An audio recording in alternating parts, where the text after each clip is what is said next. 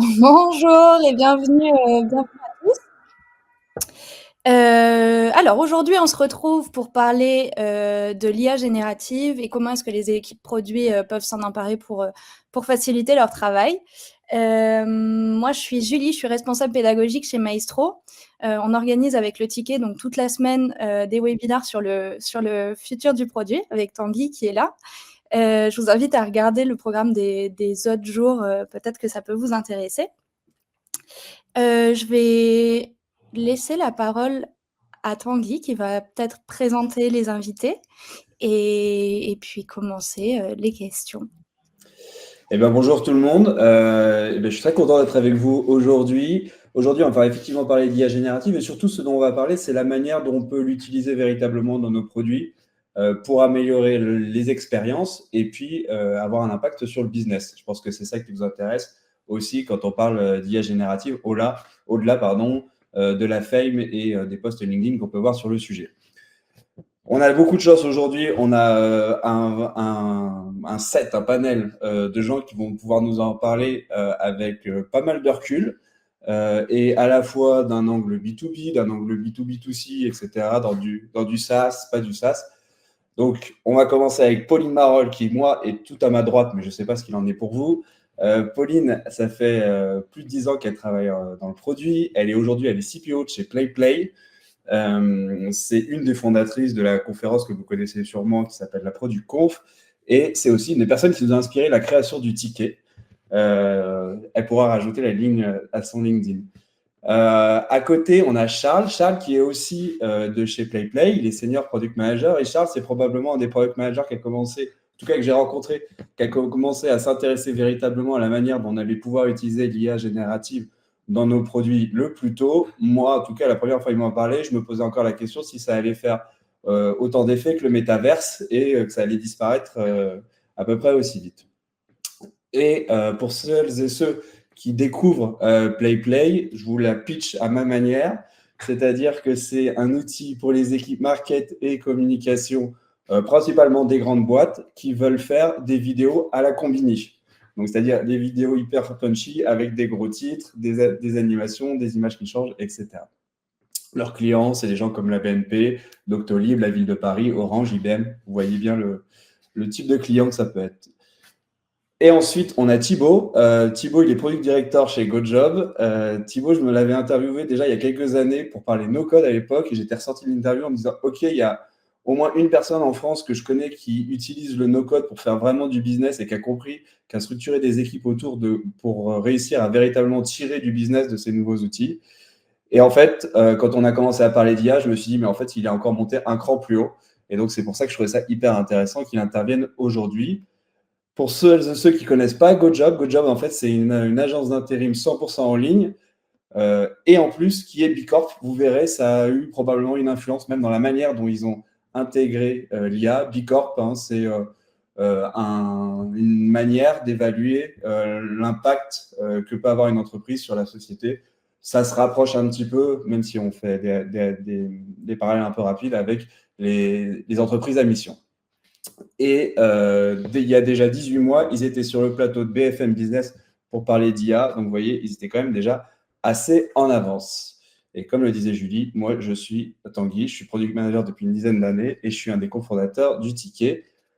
Après ce long monologue qui a permis aux retardataires de récupérer leur salade, je vais laisser la parole sans plus tarder à Thibaut, Charles et Pauline. Et j'ai envie, notamment côté PlayPlay, que vous me racontiez comment vous avez commencé à faire de l'IA, d'où est venue l'impulsion, d'où ont commencé les discussions.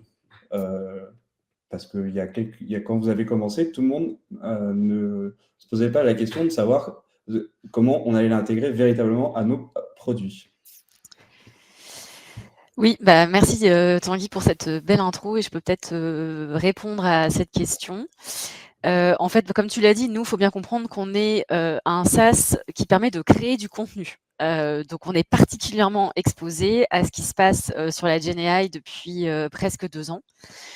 Et en fait, quand il y a eu tout le buzz autour de ChatGPT en 2023, nous, l'IA est vraiment arrivée par le founder chez PlayPlay. qui a eu un FOMO, incroyable, sur cette question. Et donc il a en fait, on avait fait des belles roadmaps, Q1, H1 2023 et cetera. Il a tout fait exploser. Il a dit: «Non, on va pas faire ça, et on va se donner pour ambition de lancer un produit, de création vidéo, par IA, avant l'été».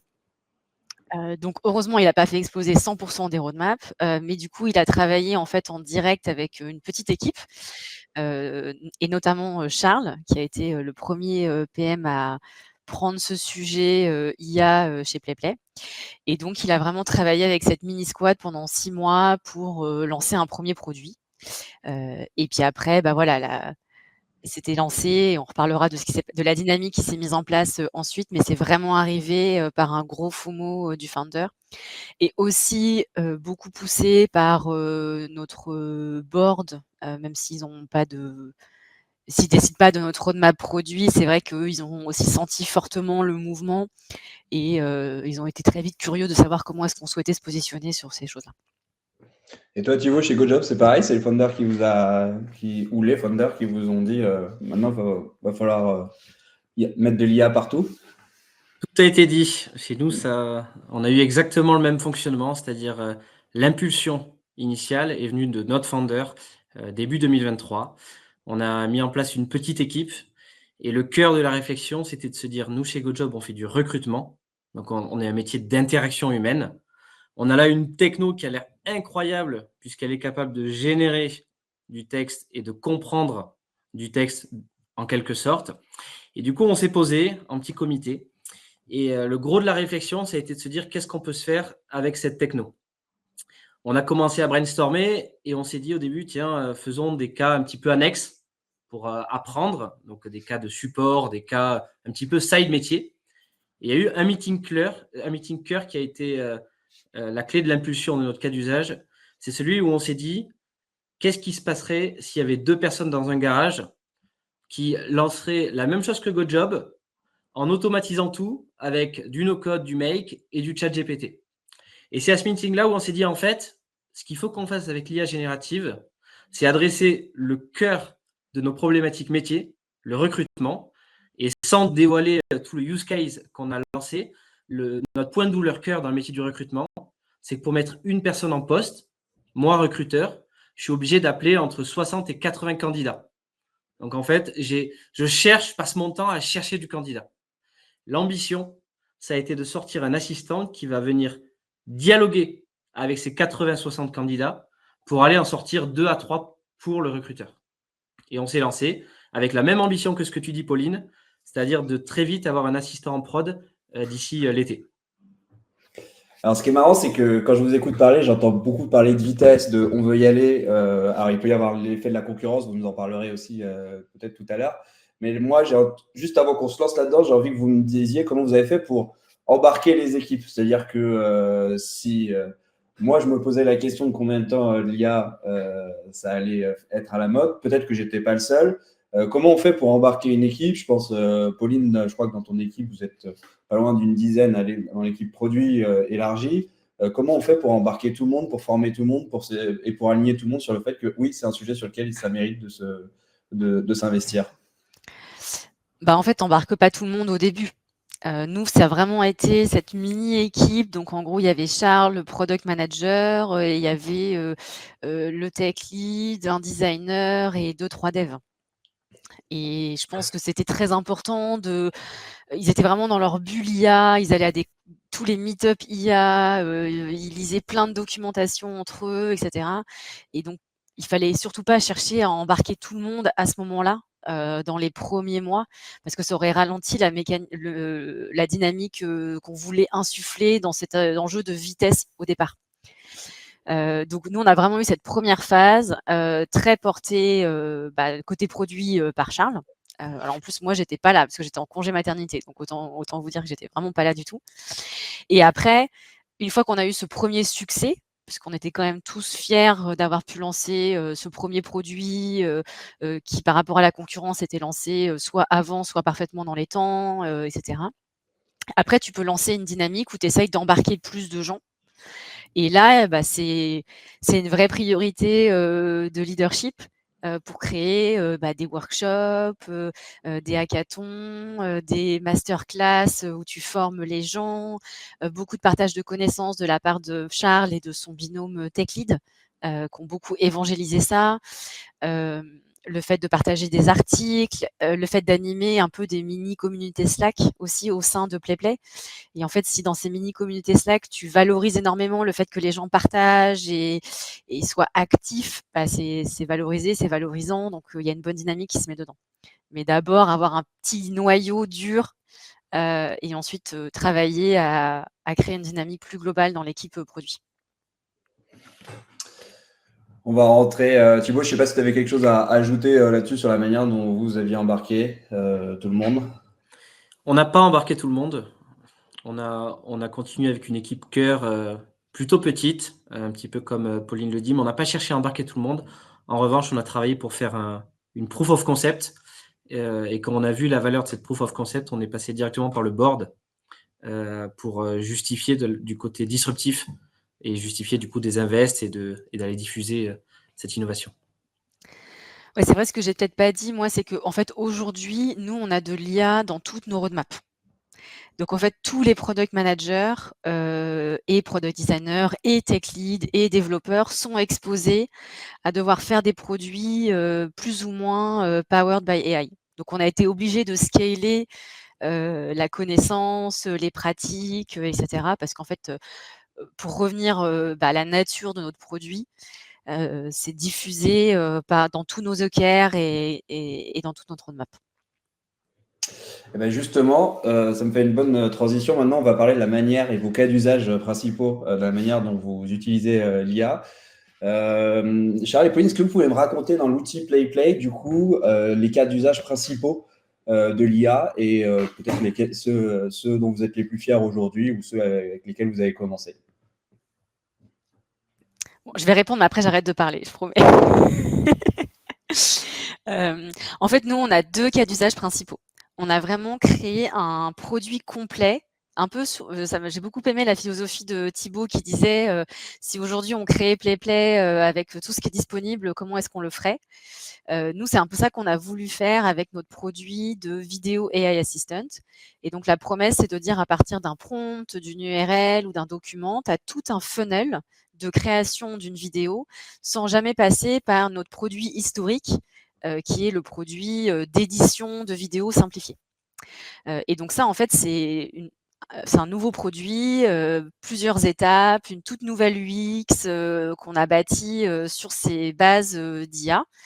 Et donc ça, c'est un investissement très important. Ça fait donc 18 mois qu'on a une squad entière dédiée à ça, menée par Charles. Et c'est clairement notre produit le plus ambitieux sur l'IA. Et ensuite, on a ce que je vous disais dans toutes nos roadmaps.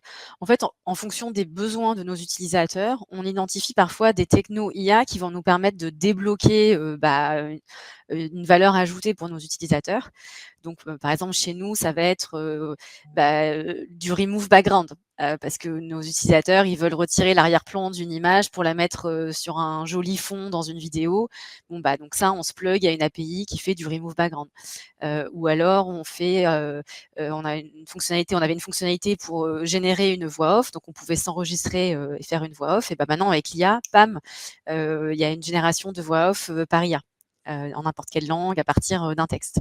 Et donc, du coup, nous, en fonction de nos objectifs, on identifie les bonnes techno IA et on a finalement après des fonctionnalités qui sont powered by AI, qui sont disséminées dans notre produit et dans nos différentes roadmaps.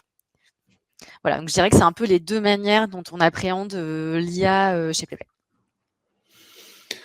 Thibaut, tu peux nous raconter le cas d'usage principal que vous avez chez GoJob. Tu l'as un peu introduit, tout à l'heure, mais je pense que c'est l'impact business aussi qui est hyper clé, comme chez PlayPlay, que ça a eu pour vous. Exactement. Du coup, donc le point de départ, j'en ai parlé, on a 80 appels que doit faire le recruteur pour mettre une personne en poste. Et du coup, ce qu'on vient faire, c'est qu'on vient échanger au travers de SMS avec ces 80 candidats-là, de manière à venir préqualifier le candidat pour l'offre d'emploi. Tiens, est-ce que tu es dispo pour un poste de cariste, de préparateur de commandes? Ça commence lundi prochain à Cassis. Et on vient recueillir tous les retours que font les candidats sur base de l'offre d'emploi que le recruteur cherche à staffer. Le résultat, du coup, c'est on présente aux recruteurs les candidats qui sont présélectionnés. Et le recruteur, aujourd'hui, il a entre 1 et 2 appels à passer pour faire une mise en poste. Donc, on voit que c'est complètement disruptif dans la productivité qu'on cherche à faire gagner au recruteur, puisqu'il a 25 fois moins d'appels à passer. Et on s'est posé la question de comment valoriser ça. Et la meilleure manière pour nous de le valoriser, vu que c'est une innovation qui était cœur de métier, c'est pas de dire en fait on est en train de faire gagner du temps à nos recruteurs qui appelaient dans le vide avec un travail de sourcing fastidieux, mais le fait d'avoir les candidats présélectionnés, ça permet aux recruteurs, de staffer plus. Avant, il y avait des offres d'emploi qu'il n'arrivait pas à staffer. Et 2, ça lui permet d'aller chercher d'autres offres d'emploi. Tout ça pour dire qu'on valorise le gain de l'IA, vu que c'est du cœur de métier pour nous, comme du chiffre d'affaires en plus. Et ça change pas mal de choses dans la manière d'appréhender la solution. Déjà, le fait d'avoir une IA qui est au service de nos recruteurs, on n'est pas là pour virer du recruteur, mais pour avoir des recruteurs qui vont chercher plus. Et ensuite, dans la manière de positionner l'assistant de chaque recruteur. En d'autres termes, on n'a pas une IA qui fait tout le travail de dialogue avec les candidats, mais on a chaque recruteur chez GoJob a son propre assistant qui s'exprime en son nom. Donc, je m'appelle Charles, je suis recruteur chez GoJob, j'ai mon assistant virtuel qui s'exprime en mon nom, ce qui fait qu'on crée une notion de responsabilisation du recruteur. Et ça a été hyper bien reçu en termes d'innovation par les recruteurs grâce à ça. Et c'est hyper intéressant. Vous avez choisi, et c'est un peu contre-intuitif pour être tout à fait honnête, tous les deux, enfin les deux sociétés, de commencer par votre produit cœur et toucher à votre produit cœur d'abord et pas uniquement développer des cas d'usage sur le côté juste pour se familiariser avec la techno. Et d'ailleurs, Charles, je me tourne vers toi qui a une grande expérience des sujets d'IA. Comment on fait pour choisir des sujets, donc prendre des risques importants quand même sur les choix, sur les parcours auxquels on touche, et surtout éviter de tomber dans le gadget, parce que dès que tu commences à t'intéresser au sujet d'IA, tu as l'impression que tout est possible, que tu peux te plugger à tout et n'importe quoi, et il y a une tentation, peut-être que je me trompe, de se dire, allez, je vais tester ça puisque c'est possible, etc., et créer vachement de défocus. Comme tu dis, en fait, il ne faut pas tomber dans le piège de faire de l'IA pour faire de l'IA. Nous, chez PlayPlay, on se drive sur 2 choses, notamment pour faire de l'IA. Premièrement, c'est quelque chose qu'on a toujours fait, c'est se baser vraiment sur les besoins utilisateurs qui sont clairement identifiés. Et donc, l'objectif, c'est de répondre à des problèmes concrets ou d'améliorer l'expérience utilisateur. Ça, c'est une chose. Et du coup, ça peut passer par la création justement d'une nouvelle fonctionnalité, rendue possible par l'IA sur un use case qui est bien identifié avec un pain associé, etc. Deuxième chose qui nous drive aussi, faut pas l'ignorer, c'est l'aspect compétitivité marché. Parce qu'aujourd'hui, en fait, depuis 1 an, l'IA est devenue encore plus accessible pour n'importe qui.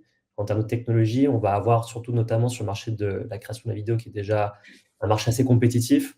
On va avoir plus de concurrents qui se mettent à l'IA, tout simplement parce qu'il y a des technologies qui sont disponibles en plug and play type API. On va avoir le cas d'usage d'utiliser les LLM, donc ces fameuses IA qu'on peut donner des ordres et des instructions qui ont généré du texte, où du coup, c'est une compétence accessible à tous. Ce n'est plus maintenant le monde de l'IA où c'était que des machine learning scientists, rocket scientists qui pouvaient faire de l'IA.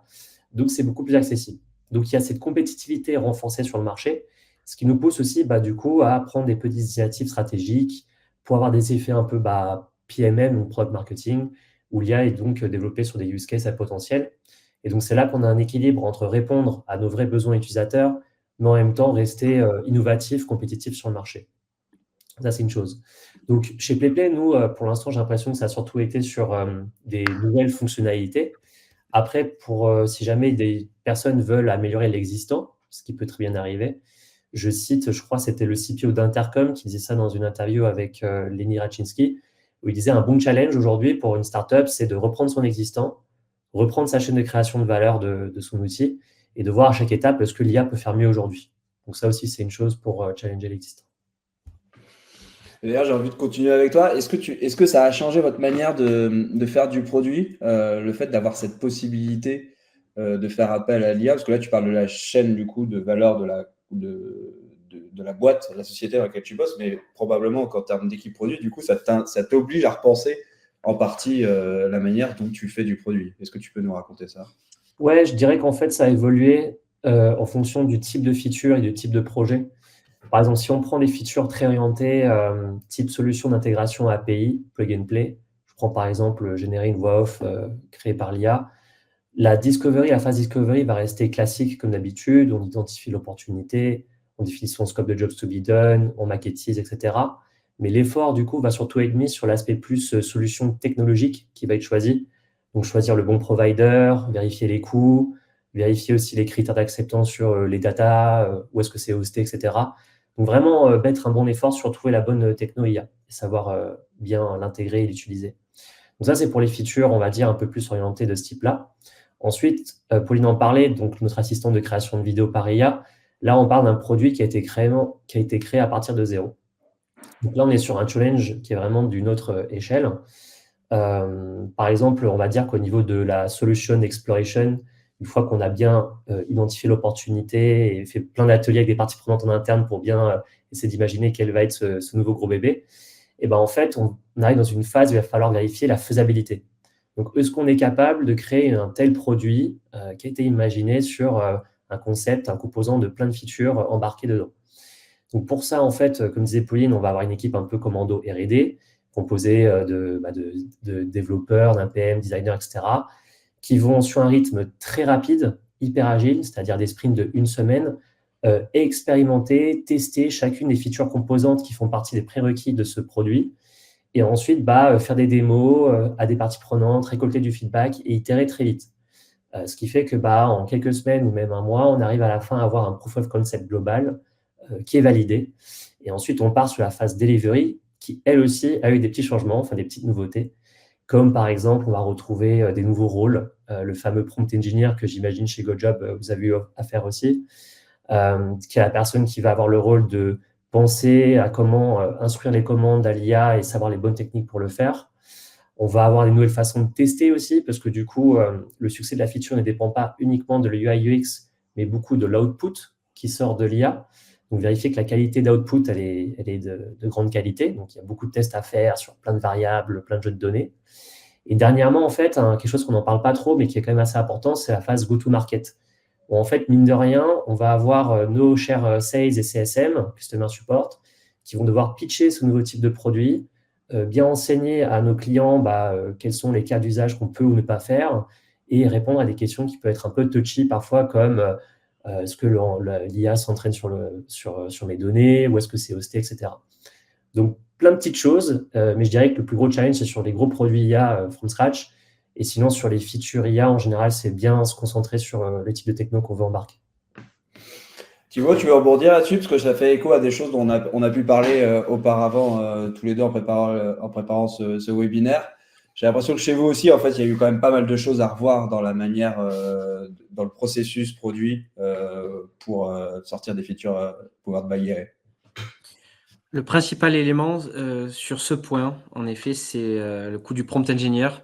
On a besoin d'avoir quelqu'un qui, à la fois, est très proche du terrain, c'est-à-dire il suit ce que dit l'assistant, il suit, dans notre cas, les conversations qu'il y a entre l'assistant et les candidats. De l'autre côté, il parle à des recruteurs pour comprendre comment l'assistant doit se comporter. Et d'un autre côté, il est capable d'avoir une connaissance de comment est-ce que l'IA générative fonctionne pour savoir comment itérer sur son prompt.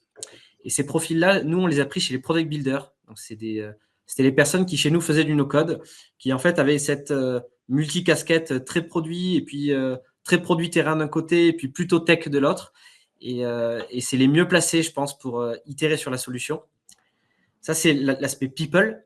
Et ensuite, sur la partie outillage de ces personnes, une des limitations auxquelles on a été confronté au début, c'est que nous, en ce moment-là, il y a l'assistant, il doit parler à 2000 personnes. Il est en train de discuter par SMS.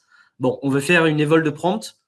Comment est-ce qu'on peut faire cette évolution sans transpirer et sans entraîner des régressions? Et donc, on a créé un petit peu une démarche et un outillage pour ces personnes-là qui est en 3 temps.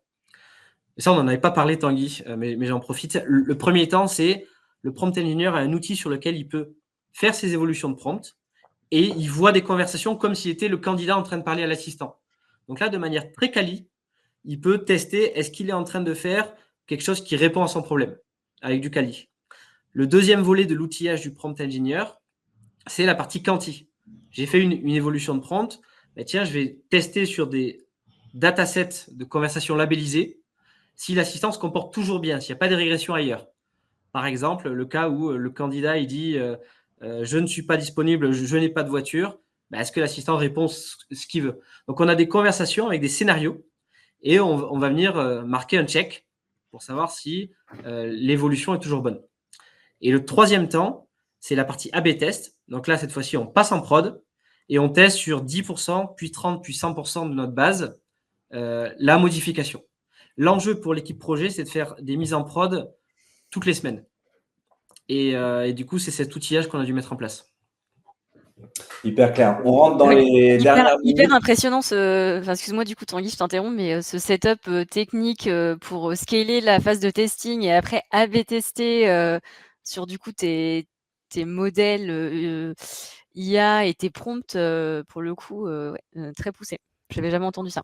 Ouais, en fait, le why, c'est qu'on parle à des, en fait, on parle à des candidats, des vraies personnes humaines qui cherchent du taf et on se doit d'avoir une qualité de service irréprochable et du coup, on n'a pas le droit à l'erreur. Alors que la nature même de l'IA générative, c'est la variabilité, ce que ça génère.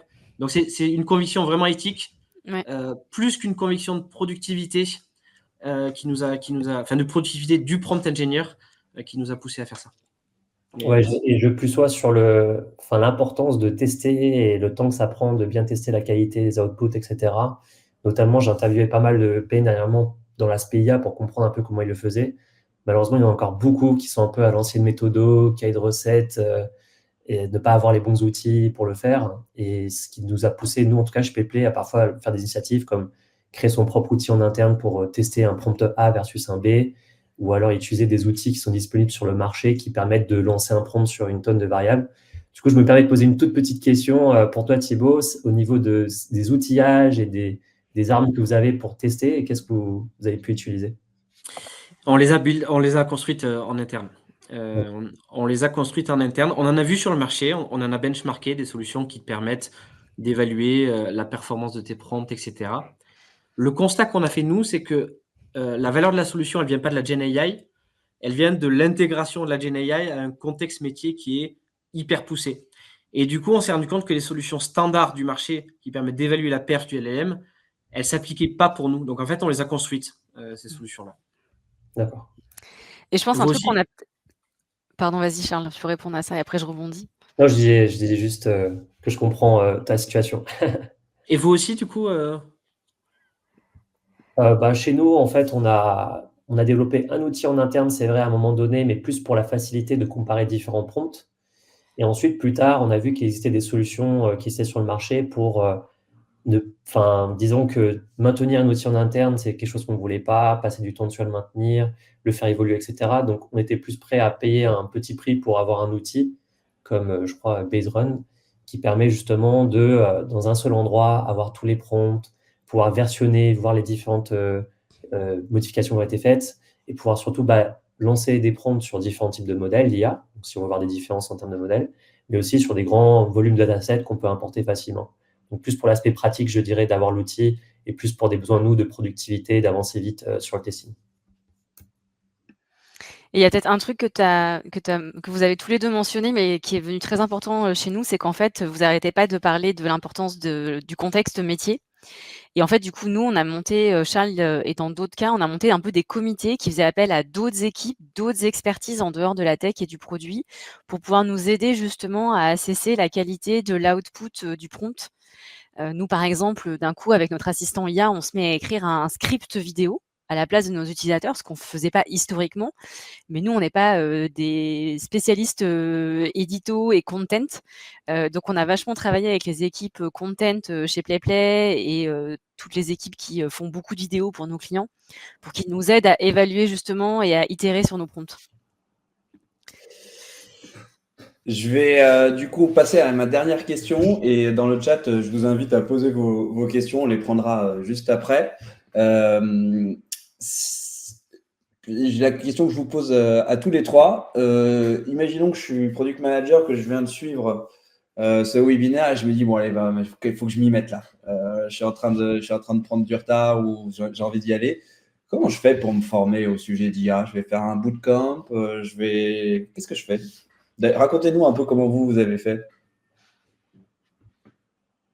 Je me lance. C'est vrai que j'en vois de plus en plus des PM. Notamment, j'avais fait une conférence, par exemple, la semaine dernière. Il y en a qui venaient me parler. Ils me disaient, qu'est-ce que tu me recommandes pour monter en compétences? Comment est-ce que je dois vraiment m'y mettre? Est-ce que maintenant, du jour au lendemain, il faut que je passe des soirs à étudier l'IA, etc. Donc, je vois un peu cette pression que les PM peuvent se mettre et je peux comprendre, c'est assez bouleversant ce qui se passe sur le marché. Mais je pense qu'avant tout, pour un PM, l'IA, c'est pas quelque chose qui doit être forcément perçu comme quelque chose de technique, un manque de compétences techniques. Parce qu'en fait, on n'a pas besoin de devenir forcément PM technique pour comprendre le monde de l'IA. C'est avant tout en fait des nouveaux types de produits. Et donc le plus intéressant, c'est d'aller juste se renseigner, regarder ce qui se passe, par exemple par rapport à votre industrie. Qu'est-ce que font vos concurrents par rapport à l'IA? Quels sont les cas d'usage? Quelles sont les opportunités à exploiter avec? Sans forcément devenir un prompt engineer ou quelqu'un de très technique spécialisé là-dedans. Mais le plus intéressant, ce que je recommanderais à un PM en tout cas, c'est de se renseigner et de rester en veille en fait, parce que c'est vraiment des types de produits avec des nouveaux patterns qui émergent et donc il faut savoir les comprendre plutôt que prendre du retard. Le jour où on n'a pas le choix, il va falloir se mettre à l'IA, donc ça dépend. Donc voilà, et donc il y a plein de choses pour faire ça, pour rester en veille. Il y a des très bonnes newsletters qui font des condensés d'actualité IA avec toutes les nouveautés, les grandes features qui sortent. Donc toutes les semaines, par exemple, moi je suis abonné à Rundown AI que je peux recommander, qui est très très bien. Et sinon, tout simplement suivre son marché, suivre ce qui se passe. C'est tout bête, mais ça aide bien. Donc là, je ne me mets pas à coder demain en Python, que sais-je quel langage je pourrais avoir besoin. Pauline? Ça dépend quel PM tu es ou tu veux devenir. Moi, je suis une PM sur les expériences et pas sur la tech. Donc, moi, ce qui m'intéresse, c'est quelles sont les expériences et les produits de demain qui sont rendus possibles grâce à l'IA. C'est pas de devenir une experte du prompt. Donc moi, très concrètement, alors en plus, encore une fois, désolée, mais je rentrais de congé mat, j'avais pas du tout envie de me mettre dans ces sujets-là. Franchement, j'ai tapé l'IA pour les nuls sur Google, j'ai regardé des vidéos, j'ai écouté des podcasts, je me suis mise à lire tous les jours les newsletters que Charles m'avait recommandés. J'ai testé plein de produits dans notre écosystème qui étaient 100% faits à partir d'IA. Et puis après, d'un coup, tu fais un level up de ta compréhension de la technologie et des expériences. Et après, ce qui est très important, c'est de maintenir un niveau de veille. Mais voilà, je pense que c'est un investissement personnel, mais qui ne demande pas non plus 150 heures pour démarrer et pour passer un premier cap de OK, je comprends, je me sens plus à l'aise pour en parler et pour naviguer là-dedans, quoi. Mais Thibaut aura probablement une réponse un peu différente. Non, pas vraiment. Ce qu'on dit tous les trois depuis le début de ce webinaire, c'est que l'IA, c'est génial, mais que faire de l'IA pour faire de l'IA, c'est une erreur. En tout cas, ça amène pas forcément au meilleur use case pour une entreprise. Et du coup, l'erreur typique serait l'inverse de ce qu'on dit, c'est-à-dire, je pense, d'avoir une approche très, voire trop techno, et en fait, de partir sur quelque chose de side qui apporte peu de valeur et qui finalement est abandonné parce que c'est de l'investissement avec peu de valeur. Donc, mon conseil, la première démarche de l'IA pour un product manager qui normalement connaît bien le besoin de ses utilisateurs, c'est de connaître l'étendue du potentiel de l'IA, des use cases. Et donc, justement, comme vous le dites très bien, ne pas avoir la vision technique détaillée. Ça, c'est la première step. Et la deuxième, pour les intéresser, moi, je suis plutôt un PM bidouilleur ou tech, c'est d'ouvrir ChatGPT ou Mistral et en fait, de tester un premier prompt et de voir ce que ça sort et de s'entourer d'un tech pour faire une V0 très, très vite pour voir est-ce que dans le use case que j'imagine, je suis complètement à côté de la plaque ou est-ce qu'il y a un potentiel à creuser? Donc, je dis à peu près la même chose que vous, je pense. Et d'ailleurs, Thibaut, je crois que tu me disais que tu recrutes en ce moment. C'est des choses que tu regardes chez les gens que tu recrutes? Donc moi je recrute donc du PM et du prompt et du product builder. Donc du product builder, celui qui fait le no-code. Et derrière le product builder, qui est notre prompt engineer, je cherche des compétences produits, des compétences de builder. Donc c'est quelqu'un qui touche aux outils no-code un petit peu du make, par exemple, de la data, c'est-à-dire être capable de comprendre ce que c'est qu'un JSON, une API, interagir avec ChatGPT dans un mode un petit peu plus industriel que via l'interface, et un bidouilleur dans l'âme, quoi. Donc, on recrute pas mal. Sur Aix-en-Provence. Merci beaucoup tous les trois. On va faire un petit interlude et ensuite on passera aux questions du coup de l'Assemblée. Je vois que ça commence à tomber. Julie, je te laisse remonter sur scène. Ton micro est coupé. Je suis là, sans le son, mais j'étais là. Merci beaucoup déjà à tous les trois, Pauline, Charles, Thibaut. C'était hyper intéressant vos retours d'expérience là-dessus. Hop, je remets les slides et puis je laisse de nouveau Tanguy parler. Et donc du coup, là, je mets ma casquette de cofondateur du Ticket. Je prends 2 minutes pour vous présenter le Ticket rapidement si vous ne connaissez pas le Ticket. Le Ticket, c'est un média, il est surtout connu pour sa newsletter qu'on a lancé il y a 4 ans, quasiment jour pour jour même, qui aujourd'hui est envoyé à un peu plus de 7300 product managers, head of product, product owner, CPO, avec une approche un peu originale dans le monde du produit qui est qu'on veut raconter des histoires de vrais produits par les vrais gens, exactement ce que viennent de vous faire Pauline, Charles et Thibaut, qui le font véritablement avec une approche journalistique. Alors, ce n'est pas mon cas, mais dans l'équipe, il y a des journalistes. Et donc, on fait des articles assez fouillés. Petit moment d'autosatisfaction, ça fait 2 années de suite que le Ticket est élu média préféré des product managers français selon l'étude de LPC. Et donc, tout ça, c'est gratuit.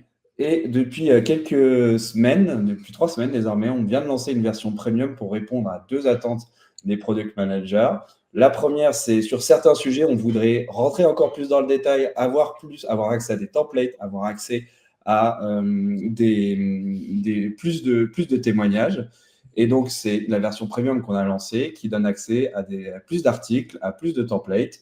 Typiquement, on vient de sortir un gros dossier sur les guides sur les roadmaps avec les témoignages et les documents qui servent pour les équipes de Blablacar, les équipes d'Alan, les équipes de Deezer, etc., etc. Et vous avez aussi accès, quand vous rejoignez le canal premium, à une veille qu'on fait nous et qui vous évite d'avoir ce sentiment de FOMO terrible de il se passe plein de trucs dans le produit, j'ai pas le temps de le lire. En vrai, mon taf, c'est déjà trop d'heures dans la semaine. Si en plus, il faut que à la maison, je me tape toutes les newsletters du monde, je vais pas m'en sortir. Et ben, on fait ce travail pour vous, on vous le synthétise et on vous envoie ça dans un canal WhatsApp plusieurs fois par semaine pour que ça soit hyper facile et actionnable pour vous. Et pour toute la semaine de Maestro, on a fait un petit code, join-le ticket, qui vous donne 20 € sur l'abonnement annuel. Donc, c'est 10% de réduction sur l'abonnement annuel. Et je te laisse la main, Julie. Et donc, moi, je vais vous présenter Maestro. Donc, Maestro, c'est l'école du produit et du no-code. On a des intervenants, du coup, comme Thibaut qui est là, qui intervient sur notre formation no-code et notamment sur les sujets d'IA. Donc, on propose des formations en 7 semaines de reconversion la plupart du temps pour des personnes qui veulent se reconvertir donc en product manager. En 7 semaines à Paris en présentiel ou 14 semaines en distanciel. Pour les personnes qui ne sont évidemment pas à Paris, ça arrive. C'est une formation qui est basée sur une pédagogie de pratique, donc avec des intervenants qui sont des experts dans le produit et des études de cas qui sont concrètes sur des problématiques produits qu'ont rencontrées les intervenants. Du coup, pour les personnes qui sont seniors parmi vous, si vous avez envie de transmettre à des personnes qui sont en reconversion ou à des juniors, vous pouvez remplir du coup le formulaire que vous trouverez avec le QR code. Je vais aussi vous l'envoyer dans le chat si vous êtes intéressé pour participer à des conférences, à des webinaires ou même dans nos formations. On pourra en discuter ensemble. Vous avez mon mail qui s'affiche en bas à droite aussi de l'écran si vous avez des questions sur la formation ou d'autres sujets, n'hésitez pas. On va maintenant prendre les questions. Et la première question, c'est comment vous faites pour gérer les problématiques liées à la protection des données pour vos futurs utilisant l'IA? Je crois que vous l'avez évoqué rapidement. Tu l'as évoqué rapidement, Charles, mais je vous laisse répondre. Ouais, je sais pas si tu veux en parler, Pauline, vu que c'était un peu ton grand dada dernièrement, un sujet chez Playplay. Je peux en dire 2 mots. Bah, nous, c'est très important parce qu'en fait, nos clients, on vous l'a dit en intro, c'est beaucoup des boîtes du CAC 40 et notamment, bah, beaucoup de banques. Donc forcément, ils sont très sensibles aux données, qui passent sur Playplay et ensuite qu'on envoie à nos providers. Donc là, tu peux pas faire de miracle, en fait. Mais déjà, il y a choisir un provider, de confiance. Donc, bah, parfois, il y a plein d'options. Et donc, bah, là, on est en plein dans l'audit d'une technologie pour cleaner l'audio, par exemple, de nos interviews. Et du coup, bah, on a notre Head of Security et notre Head of Legal qui auditent les 2-3 providers qu'on teste et qui nous donnent en fait leur niveau de confiance par rapport à ça. Ensuite, on ne prend que des partenaires qui ont des paramètres un peu premium sur lesquels tu peux précisément dire que tu ne veux pas que leurs algos s'entraînent sur tes données et que tu ne veux pas qu'ils gardent tes données plus de 7 ou 30 jours.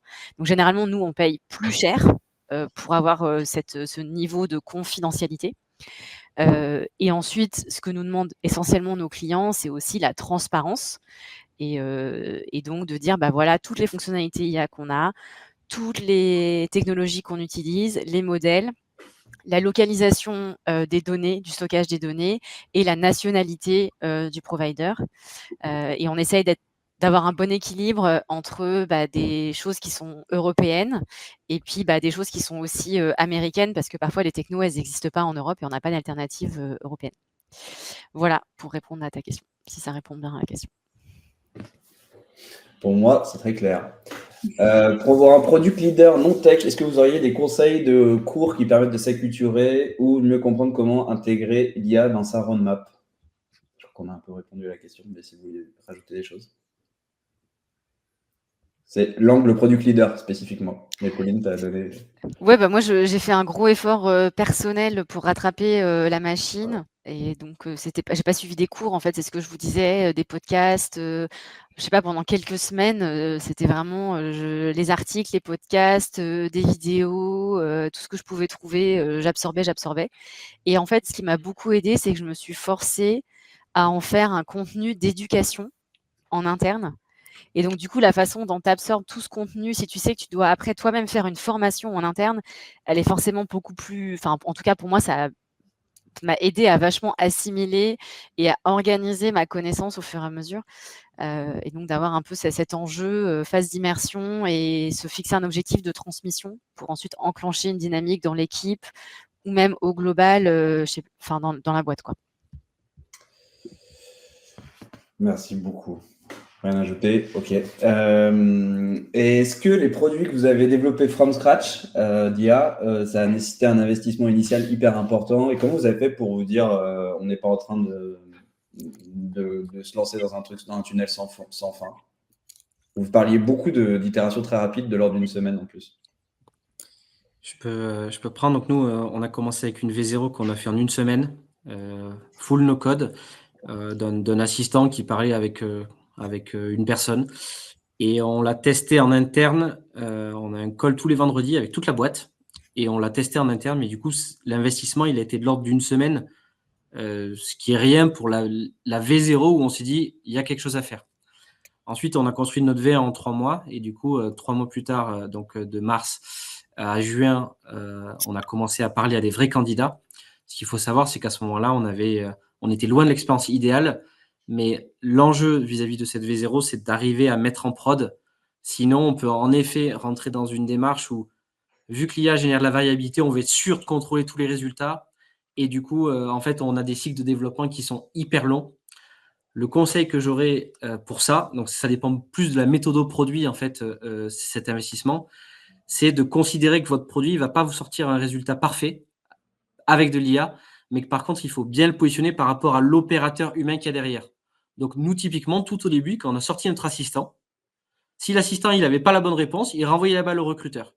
Et c'était le recruteur qui répondait.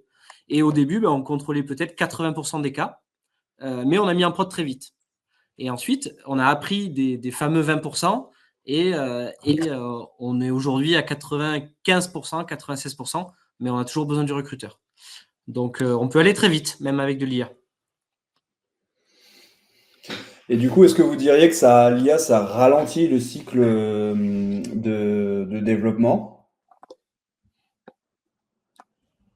Moi, je dirais que ça dépend de la feature. Si on est sur les features, je disais, de type intégration API avec la technologie IA, bon, bah, c'est pareil comme avant, en fait. Avant l'époque de l'IA, pareil, on intégrait les API, on faisait des benchmarks, on comparait les différents coûts, les qualités, etc.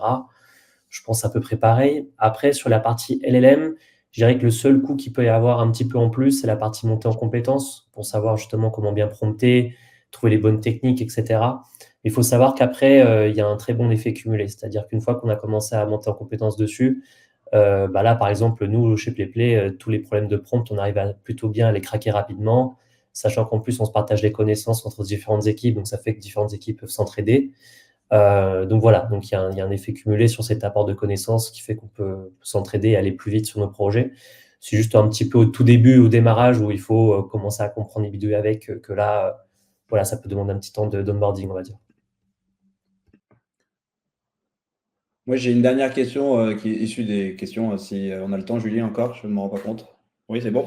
Ok. Et la dernière question, quelque chose qu'on a volontairement dont on n'a pas parlé jusqu'à maintenant, mais du coup, vous allez pouvoir répondre rapidement. Vous-même, vous utilisez l'IA en tant qu'équipe produit, c'est-à-dire en dehors pour fonctionner, vous, en tant qu'équipe produit? Et si oui, est-ce que vous avez quelques cas d'usage à nous partager?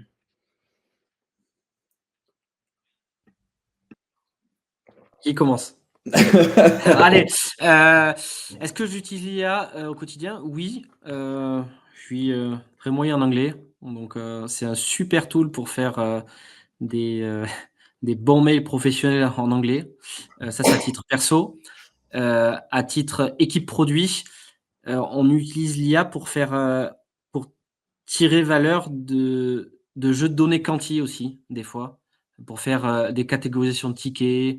Donc on utilise un peu de no-code plus de l'IA pour savoir valoriser un large éventail de données structurées ou non structurées.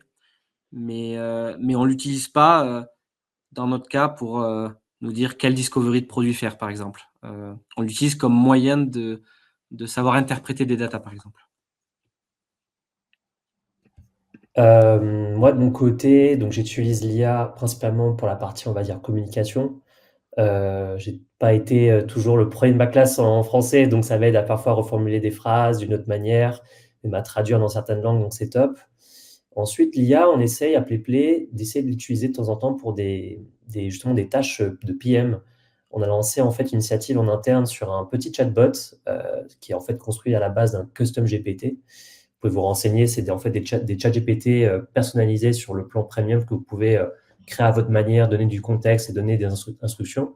Et en fait, on continue donc à évoluer dans cette initiative où en fait, ce serait l'IA qui permet d'aider un PM sur son benchmark, par exemple, sur des concurrents.